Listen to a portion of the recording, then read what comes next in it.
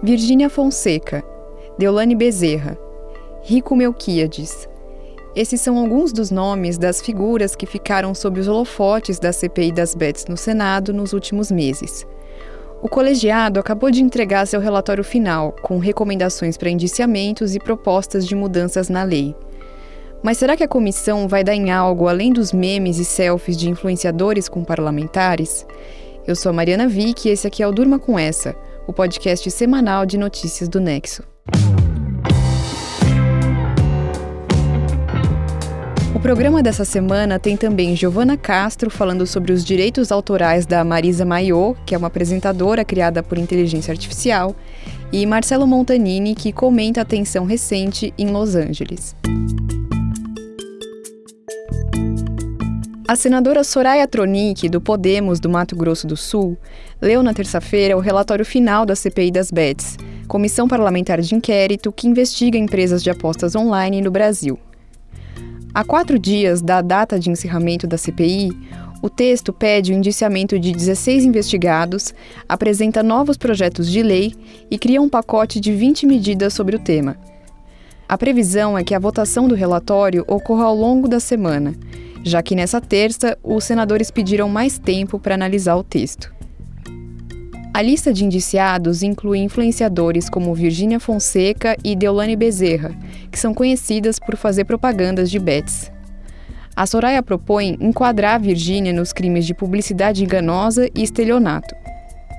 Já a Deolane, que foi presa no ano passado por conta das bets, é acusada de contravenções penais de jogo de azar e loteria não autorizada, além dos crimes de estelionato, lavagem de dinheiro e integração de organização criminosa. Ela é suspeita de ser sócia oculta de uma casa de apostas, a 01. A lista de indiciados também contempla nomes de empresários e representantes de casas de apostas. Uma das sugestões que a Soraya faz no relatório é proibir a chamada cláusula da desgraça alheia em contratos de publicidade com as plataformas. Essa cláusula se refere ao pagamento de bônus a influenciadores que divulgam jogos de azar online com base nas perdas dos seus seguidores. O texto também propõe proibir apostas que não sejam vinculadas a eventos reais de temática esportiva e impedir que pessoas inscritas no cadastro único apostem. O relatório final é uma das obrigações das CPIs do Congresso. Ele é produzido ao fim dos trabalhos e serve para reunir as conclusões do colegiado depois das investigações. Mas, por enquanto, o texto da CPI das Bets não tem nenhum efeito concreto, já que as CPIs não processam ou julgam ninguém. Elas existem só para investigar o tema que se dispõe a analisar. Depois da votação do texto, as informações costumam ser encaminhadas a órgãos que podem de fato denunciar os investigados, como o Ministério Público. A CPI das Bets termina nessa semana depois de 6 meses de trabalho. Criada para fazer um diagnóstico das possíveis falhas na regulação e fiscalização de apostas, a comissão fez ao todo 20 reuniões, que foram presididas pelo senador Dr. Irã, do PP de Roraima. 19 pessoas foram ouvidas, incluindo representantes do governo federal, influenciadores e donos de sites de apostas. Pessoas suspeitas de integrar possíveis organizações criminosas no setor também ficaram na mira dos parlamentares. Mas muitas das pessoas convidadas pelos senadores não prestaram depoimento à CPI. A comissão ganhou grande destaque na imprensa e nas redes sociais no último mês, quando começou a ouvir influenciadores digitais. As sessões com figuras como Virgínia tentaram, a princípio, entender as condições dos contratos de publicidade e investigar possíveis organizações criminosas que manipulam o funcionamento das plataformas. Mas logo os depoimentos se desviaram desse objetivo e viraram um show à parte. E a questão é, vamos pra senhora... Pega vídeo recente, senhora, você tá pegando vídeo lá de 2022, pô. O negócio nem tinha as coisas, pega vídeo recente. Inclusive, eu vou terminar aqui, posso você mandar um abraço pra minha esposa, com minha filha? Claro, com certeza. Se eu divulgo hoje é porque o Congresso o aprovou, então acho que esse pensamento deveria vir de vocês também, esse pensamento. Eu tô fazendo o meu trabalho. Com seriedade, não deixe que isso aqui vire circo. Porque no dia que for começar a virar circo aqui, acaba essa CPI, acabou. O presidente sou eu, uso minha prerrogativa com muito respeito a todos. A sessão com Virgínia ficou marcada por cenas virais com os parlamentares. o senador Cleitinho Azevedo, do Republicanos de Minas, quis tirar uma foto com a influenciadora, elogiou o pré-treino dela e pediu para que ela mandasse um beijo para a esposa e a filha dele, como você acabou de ouvir. Ele também apelou para que ela parasse de divulgar bets nas suas redes sociais, que tem mais de 50 milhões de seguidores. Então, Virgínia, se tocar o seu coração, e quem estiver vendo aqui, os outros influenciadores também, se essa fala minha chegar a todo o Brasil, parem de fazer esse tipo de propaganda. Você não precisa... compra mais pré-treino meu, então. Não, eu vou comprar... Soraya também tirou uma foto com Virgínia e passou a seguir a influenciadora nas redes. Mas mudou de ideia logo em seguida. Dias depois de ter prestado depoimento à CPI das bets, a Virgínia publicou um vídeo com o influenciador Carlinhos Maia que debochava da comissão no Senado. Eles cantavam uma música que faz referência ao jogo do Tigrinho. Eu quero você só pra mim, com dinheiro do Tigrinho. Virgínia provocou os senadores quando depôs a CPI. Ela disse que iria pensar em parar de promover casas de apostas, mas acrescentou que nunca aceitou fazer publicidade de empresas não regulamentadas. Ela afirmou o seguinte: se realmente faz tão mal, proíbe tudo. Eu nunca aceitei fazer publicidade para casas de aposta que não estão regulamentadas. E eu recebo muita oportunidade, muitas propostas para fazer. Então, assim, tem as regulamentadas, que estão dentro da lei, e é o que eu faço. Mas eu acho, e se for decidido por vocês que tem que acabar, eu concordo que tem que acabar. Pouco antes do fim da CPI, ainda em maio, o Senado aprovou em votação simbólica um projeto de lei que impõe várias restrições para a publicidade de bets. Uma delas proíbe que atletas, artistas e influenciadores participem das peças de propaganda. Também tem restrições para o horário da publicidade no rádio e na TV e a vedação de peças voltadas para o público infanto-juvenil.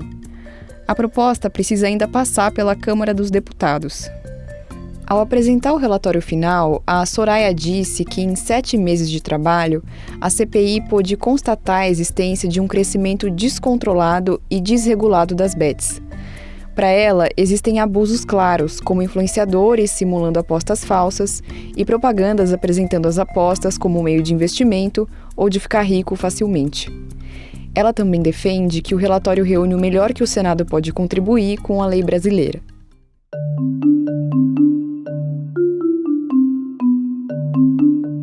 As bets chegaram de fininho no Brasil. O marco da sua popularização aconteceu no governo de Michel Temer, em 2018, com a promulgação da lei que liberou as apostas de cota fixa. A legislação entende que as bets esportivas se enquadram nesse tipo de modalidade, em que o apostador sabe quanto vai ganhar ou perder no momento em que faz o jogo. O governo Temer previa 4 anos para o Ministério da Fazenda regulamentar o setor. A lei promulgada por Temer abriu uma brecha. Ela não foi clara em relação aos sites estrangeiros de apostas, o que gerou uma grande evasão de impostos com valores na casa de bilhões de reais. Mesmo sites que se diziam brasileiros não eram hospedados em território nacional.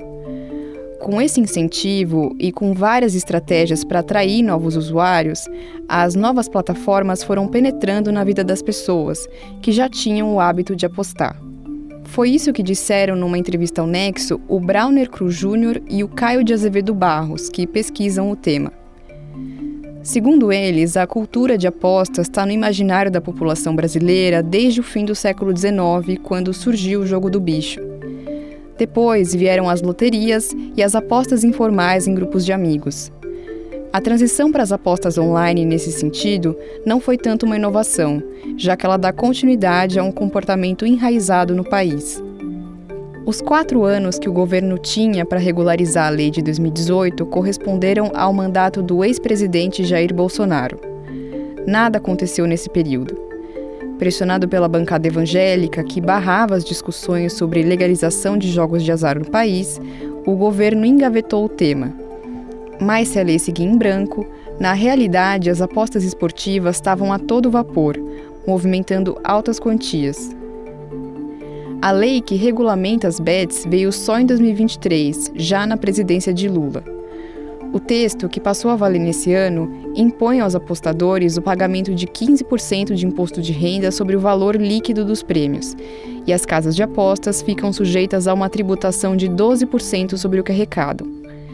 Esses impostos devem ser direcionados, na sua maior parte, à Seguridade Social, mas também aos esportes, à segurança pública e à educação. E nós tínhamos uma opção, ou acabava definitivamente ou a gente regulava. Nós optamos pela regulação. E me parece que essa semana, mais de 2.000 bets já saíram de circulação. Saíram. Já. Então, nós vamos ver se a regulação dá conta. Se a regulação der conta, está resolvido o problema. Se não der conta, eu acabo. A regulação tem outros eixos para além da taxação. A lei impõe restrições a meios de pagamentos, por exemplo, não se pode apostar com cartão de crédito. Ela também impõe restrições ao perfil dos apostadores. Estão vetados menores de 18 anos, atletas, funcionários de clubes esportivos e suas famílias para evitar manipulação e também pessoas com nome sujo. As bets vão ter que fazer uma avaliação de risco sobre os apostadores para entender se estão diante de alguém em situação temerária. Outro ponto importante é que as bets têm que pedir uma outorga para o Ministério da Fazenda para poder começar a operar legalmente no país, em território nacional. Inicialmente, elas tinham até janeiro para pedir essa autorização. Mas essa data foi adiantada para outubro de 2024 por conta de operações policiais feitas naquela época envolvendo bets suspeitas de lavagem de dinheiro. Foi nesse momento que a Deolane Bezerra foi presa. As regras valem tanto para apostas esportivas quanto para jogos de caça-níquel, como o jogo do Tigrinho. Valem tanto para apostas físicas quanto para apostas online. Diferentemente de apostas esportivas, em que os resultados são ligados a eventos da vida real, os cassinos online, como o Tigrinho, se baseiam em algoritmos definidos pela própria casa de aposta, por isso geram tanto lucro. Inicialmente, o projeto de lei aprovado em 2023 tratava apenas das apostas esportivas, mas o Congresso absorveu o lobby dessas empresas durante a tramitação do texto.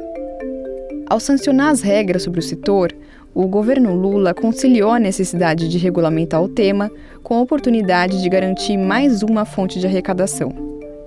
Esse assunto voltou à tona nos últimos dias. Depois da repercussão negativa do decreto que aumenta o IOF, o Imposto sobre Operações Financeiras, o ministro da Fazenda, Fernando Haddad, propôs no domingo uma série de ações alternativas para rever a decisão sobre o tributo, entre elas uma que mexe nas bets. Segundo a proposta, que deve ser apresentada numa medida provisória, as plataformas vão ter um aumento na cobrança sobre a chamada GGR, que é a Gross Gaming Revenue, ou Receita Bruta de Jogo. Ela corresponde à diferença entre o que a empresa arrecada dos apostadores e o que paga em prêmios. De 12%, a alíquota de imposto sobre esse valor vai aumentar para 18%. Mas esse mar de dinheiro pode vir acompanhado de um problema sério para a economia. Em abril, numa audiência na CPI das bets no Senado, o presidente do Banco Central, Gabriel Galípolo, e o secretário executivo do órgão, que é o Rogério Luca, disseram que os brasileiros gastam de 20 a 30 bilhões por mês com apostas online. Milhões desses apostadores são beneficiários do Bolsa Família, segundo um estudo da instituição. Outra pesquisa da Sociedade Brasileira de Varejo e Consumo mostra que 63% de quem aposta no país tem parte da renda comprometida com as bets. Eu cheguei a perder próximo de 300 mil reais no jogo. Eu comecei com valores pequenos, 10, 20 reais, né, as primeiras apostas. E aí, progressivamente, aos poucos eu fui aumentando. Eu cheguei a fazer apostas de 5 mil reais no dia. Um dia eu joguei uma faixa de uns 5 mil. No outro dia eu trabalhava sem um centavo no bolso, eu querendo comer um pouco de manteiga. Um cafezinho eu não tinha esse dia. Você ouviu alguns depoimentos de pessoas viciadas em bets numa reportagem do Estadão. E além dos impactos econômicos, tem aí um problema sério de saúde pública. As apostas online podem provocar dependência, isolamento social e impactos emocionais. Um estudo publicado em 2024 na revista The Lancet Public Health mostrou que as modalidades de jogo mais associadas a comportamento problemático são os cassinos online e jogos de caça-níquel. Eu não jogo mais pelo dinheiro, é mais pela emoção, sabe? O prazer de estar ali jogando, de estar apostando. Cheguei a vender celular, cafeteira, sabe? Caixa de som. Tem um brinquedo do meu filho que eu também já cheguei a vender para poder, sabe? Alimentar o meu vício. Chegou uma hora que eu não tinha mais controle, sabe? Você ouviu aí o trecho de outra reportagem com uma pessoa que lida com o vício em bets. Porque sim, é um vício. Em 2024, num documento encaminhado ao Supremo Tribunal Federal, O Ministério da Saúde defendeu que o tratamento para a dependência de jogos seja equivalente ao oferecido a alcoólatras e dependentes químicos. Essa situação, em última análise, pode acabar sendo um tiro pela culatra para o governo. De olho no dinheiro das bets, ele pode acabar tendo que gastar mais com saúde pública. E isso quando o sistema público já está sobrecarregado de pacientes buscando tratamento para outras dependências. Solucionar esse nó envolve vontade política não só do executivo, mas de todos os poderes, o que inclui, mais do que deixar o jogo rolar, ou pedir selfie com testemunho em CPI, buscar políticas públicas efetivas. O Durma com Essa volta já.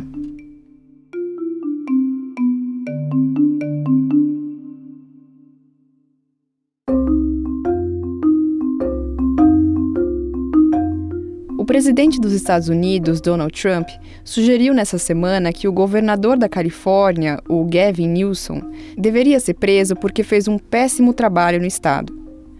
A tensão entre os dois recrudesceu num fim de semana de caos em Los Angeles, com protestos de moradores contra medidas de Trump e a decisão do republicano de enviar tropas da Guarda Nacional sem o consentimento do governador.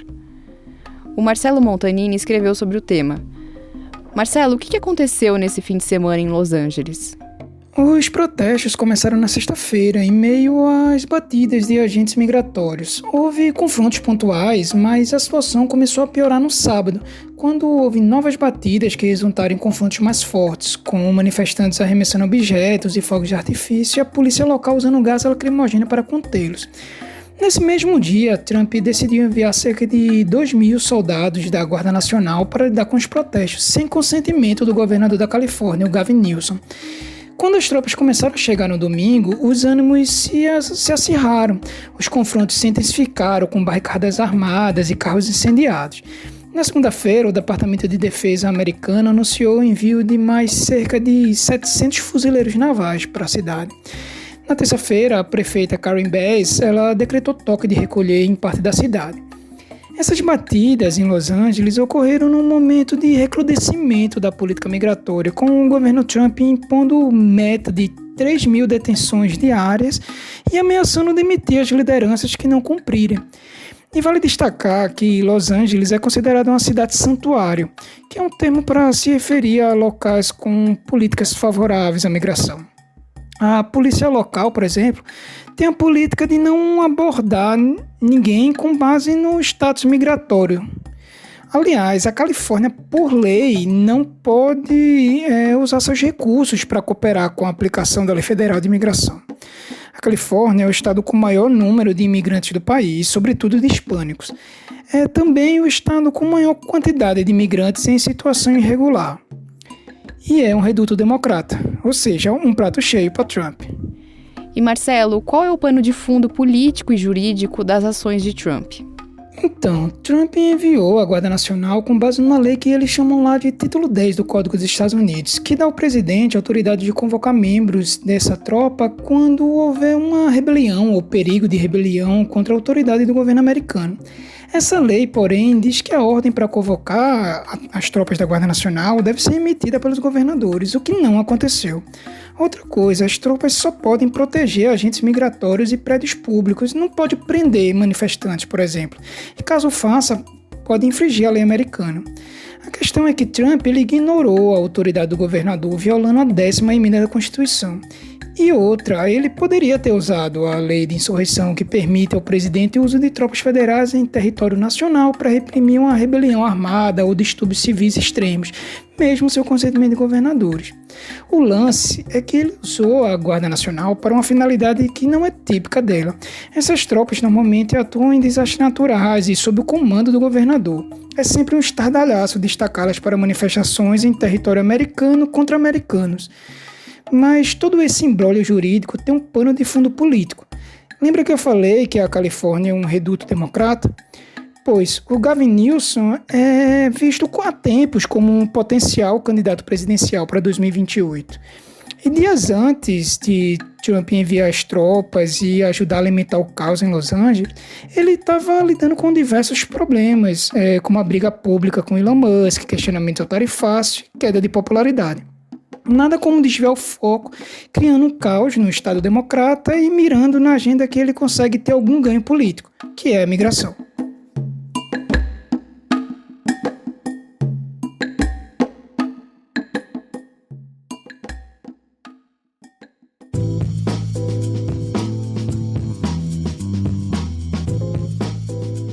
A Marisa Mayô é uma apresentadora criada por inteligência artificial que comanda um programa de auditório fictício. Gerada pelo escritor Raoni Phillips a partir de um programa de IA do Google, o VEL 3, ela atraiu milhões de visualizações nas redes sociais por conta do seu carisma. A Giovana Castro escreveu sobre o tema e fala dele no bloco Tudo é Cultura dessa semana. Giovana, qual que é a história da Marisa Mayô? Os programas falsos foram criados a partir de descrições curtas de texto feitas pelo Raoni Phillips ao VEL 3. Com a descrição de cenários, personagens e falas, o programa gera vídeos realistas de até 8 segundos. A apresentadora sempre usa maiô preto e salto alto. Ela também tem um humor bem ácido, fazendo perguntas que dificilmente seriam feitas em programas de auditório reais. Tirando as falas improváveis de acontecer na realidade, os quadros são muito parecidos com os que acontecem em produções verdadeiras. Tem interações com o público e até jornalistas em entrevistar pessoas na rua. Tudo isso feito com IA. E Giovana, a gente viu que você conversou com 2 especialistas sobre os direitos autorais da personagem. O que eles disseram? Como a personagem tem sido replicada por outras contas e até chegou a ser interpretada por uma atriz durante o programa Melhor da Noite da Band, tem surgido discussões sobre direitos autorais sobre obras criadas usando IA. Os professores do curso de Direito que eu entrevistei falaram que ainda não há um consenso sobre o assunto. É possível pensar que os direitos são reservados à pessoa que deu as instruções para o modelo de IA, ou até que a obra gerada é de domínio público, já que não teria como atribuir autoria ao que foi criado. Apesar dessa indefinição, o Juliano Maranhão, um dos entrevistados, disse que é perceptível a autoria na criação da personagem, o que poderia justificar uma proteção para o criador.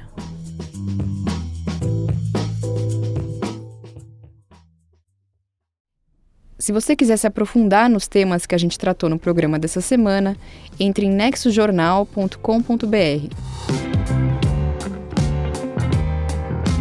Do encerramento da CPI das Bets, passando pelos direitos autorais sobre a inteligência artificial e a atenção em Los Angeles, durma com essa.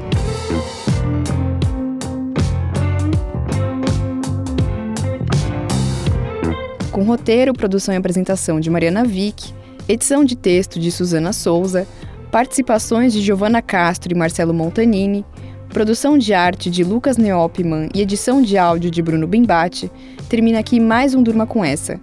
Até a próxima semana.